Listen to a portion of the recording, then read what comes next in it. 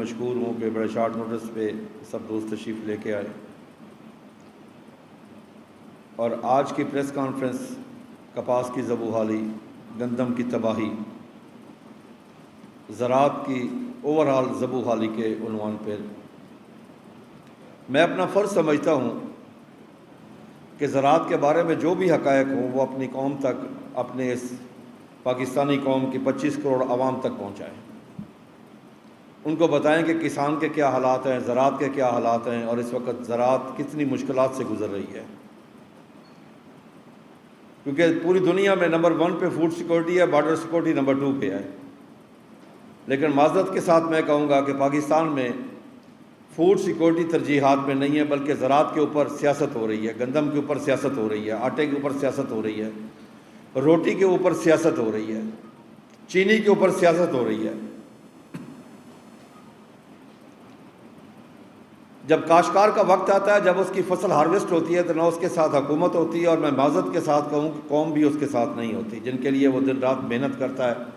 Struggle کرتا ہے، کوشش کرتا ہے،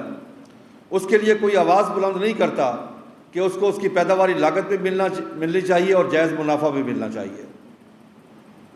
ان 2 سالوں میں گندم میں ہمیں 2200 ارب روپے کا نقصان ہوا ہے۔ کپاس کی فصل ہماری ٹوٹلی زبوحالی کی شکار ہے، حالانکہ ٹوٹل آپ کی جو ایکسپورٹ ہے اس میں تقریباً 65% کپاس کا حصہ ہے، جس سے ملک چلتا ہے۔ اچھا ملے گا تو لازمی ہے کہ وہ کاشتکار اپنی باقی فصلوں کے اوپر خرچ کر سکے گا، اس کے پاس پیسے ہوں گے، وہ بیلنس یوز آف فرٹیلائزر کر سکے گا۔ آج اس وقت کپاس کی فصل کیوں دن بہ دن بیٹھ رہی ہے، اس کا ویٹ نہیں آ رہا، اس کی وجہ ایک ہی ہے کہ کاشتکار نے بیلنس یوز آف فرٹیلائزر نہیں کی۔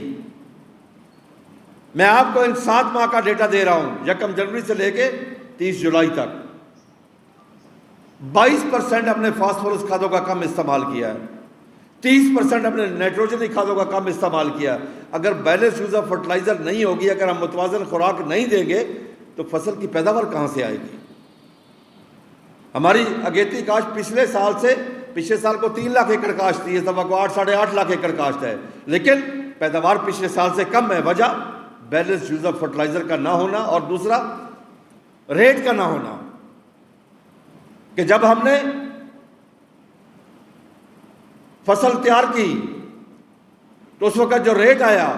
تو کاشتکار نے ہاتھ کھینچ لیا کہ میری تو پیداواری لاگت ہی مجھے نہیں مل رہی، میں خرچ کس لیے کروں اس کے اوپر، میں سپرے کس لیے کروں، میں اس کے اوپر اس میں کھاد کیسے کیوں ڈالوں؟ اس کی پیداواری لاگت تھی 8 سے 9 ہزار روپے، اس کو ریٹ مل رہا تھا 6 ہزار روپیہ، لیکن کسی کو اس چیز کا احساس نہیں ہوگا، کسی کو یہ احساس نہیں ہوا کہ کاشتکار بھی پاکستانی بھی ہے، انسان بھی ہے، پاکستانی بھی ہے۔ میں معذرت کے ساتھ کہوں گا کہ اسے کاشتکار کو آج پاکستان میں نہ پاکستانی تسلیم کیا جاتا ہے، نہ انسان تسلیم کیا جاتا ہے۔ پھر ایک اور سازش